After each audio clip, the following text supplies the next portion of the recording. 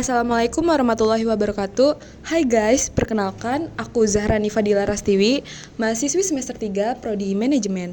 Nah, di video kali ini kami ingin membahas topik yang sangat menarik dan relevan bagi kehidupan sehari-hari nih, khususnya bagi teman-teman yang bekerja di bidang profesional, yaitu tentang bagaimana Islam mengatur perjanjian kerja.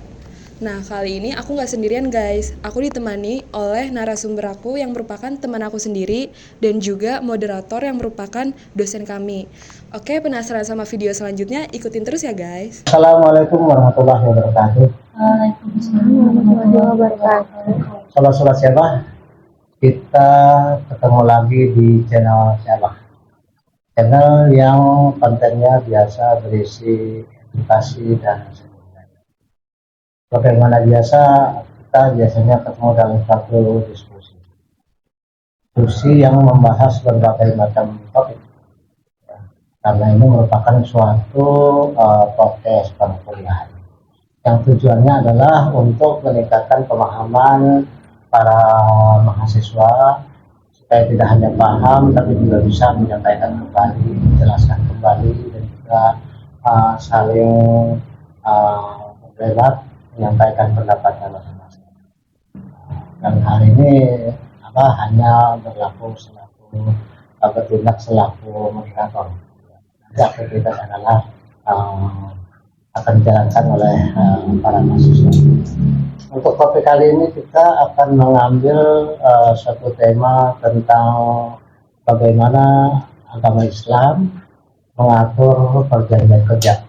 Kita tahu bahwa dalam aktivitas ekonomi biasanya para pengusaha itu akan membuat suatu perjanjian antara mereka dengan para pekerjanya, yang tujuannya tentu untuk bisa saling menguntungkan dan bisa saling menjamin kepentingan masing-masing. Jangan sampai dalam pelaksanaan hubungan kerja itu ada kerugian yang dialami baik oleh para pekerja maupun oleh para pengusaha yang mempekerjakan mereka. Nah, itulah akan kita bahas pada kesempatan kali ini. Sebelum kita mulai, mungkin bisa memperkenalkan dirinya, silakan. Perkenalkan, nama saya Nadia Pamaturida. Perkenalkan, nama saya Najwa Salsanabila. Perkenalkan, nama saya Angguntri Rahmawati.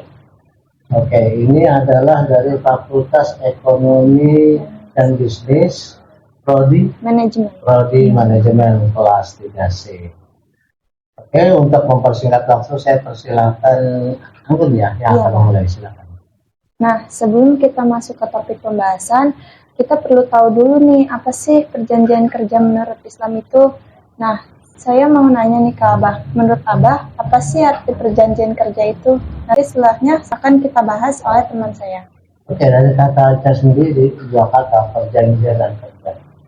Artinya itu merupakan suatu kesepakatan antara kedua belah pihak dalam hubungan kerja antara mereka. Yang satu adalah pemilik perusahaan, sedangkan yang satu adalah para pekerja.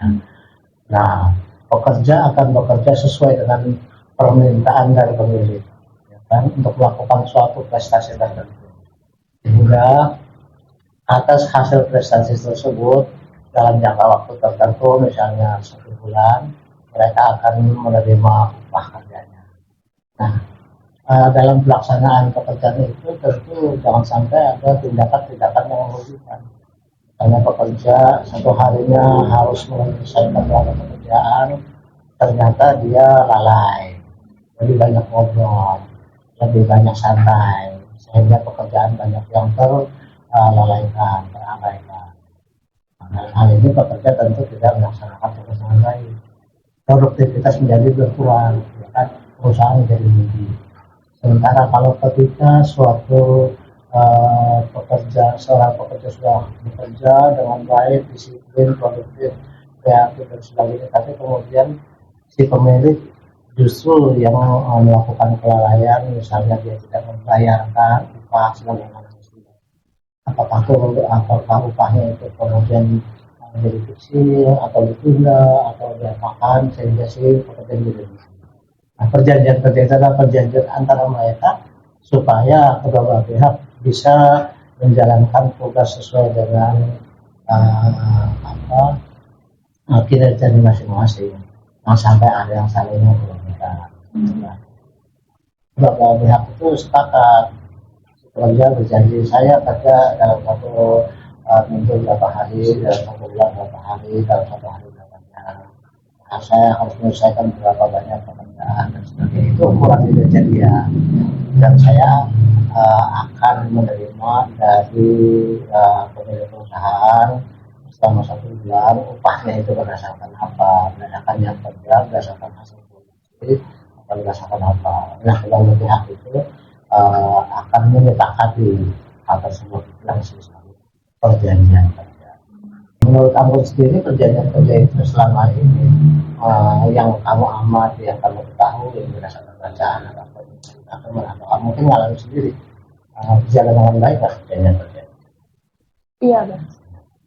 Maksudnya kalau menurut aku sih ya, perjanjian kerja itu kayak ini gak sih, Bah, kayak sewa menyewa. Maksudnya kayak misal si majikan ini menyewa, manfaatkan usaha si pekerja ini. Nah, terus nanti si pekerja ini mendapatkan upah dari si majikan itu. Kalau menurut aku sih gitu, Bah. Bisa saya menyewa, misalnya katakanlah saya mau bangun rumah, ya kan, saya perkirakan bangun rumah ini akan menghabiskan waktu 3 bulan. Ya, tentu kan saya nggak mungkin ngerjain sendiri karena saya nggak bisa. Maka saya minta tolong sama seseorang, nanti saya menyewa tenaga dia.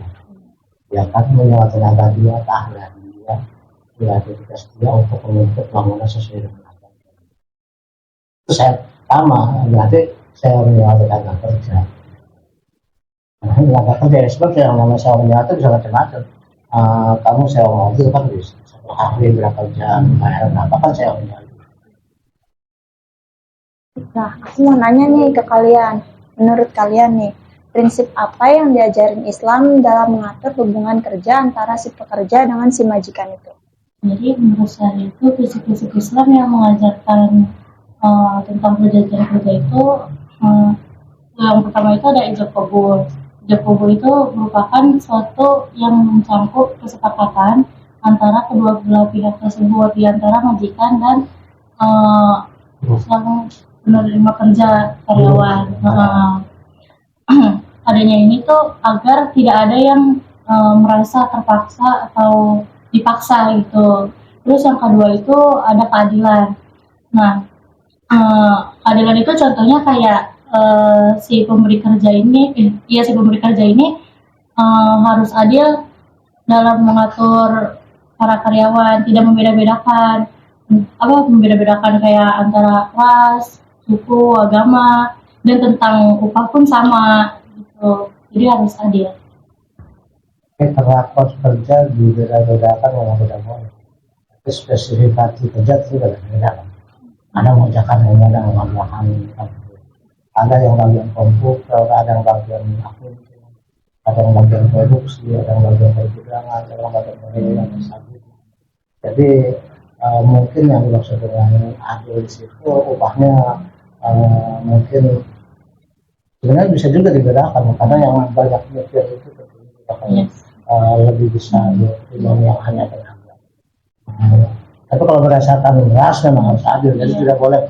Ya, katakan misalnya kita mungkin pernah dengar kalau misalnya seorang bekerja pada satu perusahaan, maka kalau orang itu sukunya sama istimewain, ada yang sukunya beda, kemudian bisa diperas, dan itu yang nggak boleh. Gimana? Menurut aku sih emang nggak boleh ngebeda-bedain ya, setiap pekerja itu harus adil atasannya. Jadi kayak dan pembagian upahnya juga sama, harus ngasih juga sesuai waktunya, tepat waktu juga. Ya, perjanjian kerja sebenarnya bisa juga dilihat dari sah atau tidaknya perjanjian itu. Kalau suatu perjanjian itu sama dengan perjanjian secara umum, itu mengatur 4 hal.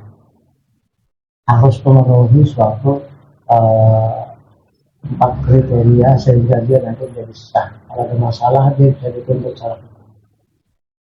Yang pertama, syarat sah suatu perjanjian adalah adanya kesepakatan. Baik si pekerja maupun si majikan harus sepakat terhadap apa yang mau dikerjakan. Artinya seperti dikatakan tadi, tidak boleh ada pemaksaan, tidak boleh ada intimidasi, tidak boleh ada penipuan. Jadi si pekerja dengan ikhlas, dengan sukarela menerima akan dia kerjakan. Termasuk dia juga ikhlas menerima seberapa besar upah yang akan dia terima. Pihak majikan juga demikian, dia harus sepakat ya dengan apa yang diinginkan oleh si buruh. Kan si buruh misalnya kalau lembur harus dibayar, berarti semacam harus disepakati. Berarti kedua belah pihak itu tidak ada pihak yang dipaksa, tidak ada yang diintimidasi. Jadi biar gak ada yang semena-mena ya Bang? Tidak ada yang semena-mena, tidak ada eksploitasi. Itu syarat sahnya perjanjian. Yang kedua, syaratnya satu perjanjian, kedua belah pihak itu harus cukup umur, cakap artinya si buruh atau si pekerja nggak boleh di bawah umur, ya kan? Jadi nanti dia dianggap mengeksploitasi anak di bawah umur. Sebaliknya si majikan juga nggak boleh yang di bawah umur, karena dia belum tahu apa yang dia lakukan. Kedua belah pihak berarti cukup umur. Dari segi umur. Dari segi lain, dari segi kesehatan mental. Jadi segi mental dia harus sehat. Yang ketiga dia itu kecakapan juga dilihat dari segi kompetensi. Sebenarnya Anggun dipekerjakan juga di komputer, karena memang Anggun bisa ya komputer. Kalau nggak bisa kan ini susah. Kan malahan nyalahinnya pakai korek lagi, matiin pakai lap basah lagi gitu. Jangan dulu kan komputer di situ ya. Masa mau nyalain dan komputer pakai lap basah, kebakaran. Terus kemudian itu yang dari segi kecakapan. Yang ketiga harus jelas objeknya. Kamu disuruh kerja apa? Targetnya berapa lama waktu? Berapa lama jam kerjanya, jenis kerjaannya apa, itu harus jelas, objeknya harus jelas. Jadi kamu tidak sah kalau menandatangani suatu pekerjaan ya kejadian kerja yang kamu nggak jelas apa kerjaannya ya. Kalau kamu ternyata kerjanya selalu katakanlah nungguin lilin, itu gimana? Nungguin lilin malam-malam ya, bersama kamu suruh gitu ya. Yang keempat, bahwa perjanjian kerja itu harus sesuatu yang dibolehkan oleh hukum. Tidak boleh melanggar hukum. Jadi syarat supaya suatu perjanjian itu dianggap sah secara hukum. Apa tadi? Yang pertama, ada kesepakatan. Kedua, kecakapan. Yang ketiga, objek yang jelas. Yang keempat, tidak boleh bertentangan dengan hukum atau istilahnya halal. Oke, selesai. Mungkin kita tidak terlalu panjang, tapi mudah-mudahan akan ada manfaatnya ya. Kita akan ketemu lagi dalam topik-topik diskusi yang berikutnya. Akhirnya, assalamualaikum warahmatullahi wabarakatuh. Nah, gimana guys buat penjelasan video kali ini? Sangat seru kan? Jadi gini, Islam menekankan prinsip-prinsip yang kuat tentang bagaimana mengatur hubungan kerja, seperti keadilan, moralitas, transparansi, dan keseimbangan hak serta kewajiban antara pekerja maupun majikan. Namun pasti ada rintangan dalam penerapannya, seperti kurangnya pemahaman, tekanan budaya modern, serta sistem ekonomi yang tidak selaras. Memang ada, namun tetap bisa diatasi dengan berkomitmen kepada nilai-nilai syariah. Islam juga menekankan dalam penyelesaian konflik melalui musyawarah, keadilan, dan perdamaian, sehingga dapat menciptakan lingkungan ekonomi yang adil, harmonis, dan seimbang. Prinsip-prinsip ini mengedepankan kebaikan bersama, sehingga setiap pihak mendapatkan haknya dan tanpa ada yang dirugikan. Cukup sekian pembahasan dari kelompok kami. Semoga bisa menjadi pedoman dalam melakukan aktivitas kerja sehari-hari sesuai dengan nilai-nilai Islam. Terima kasih sudah mendengarkan. Sampai jumpa di episode berikutnya. Wassalamualaikum warahmatullahi wabarakatuh.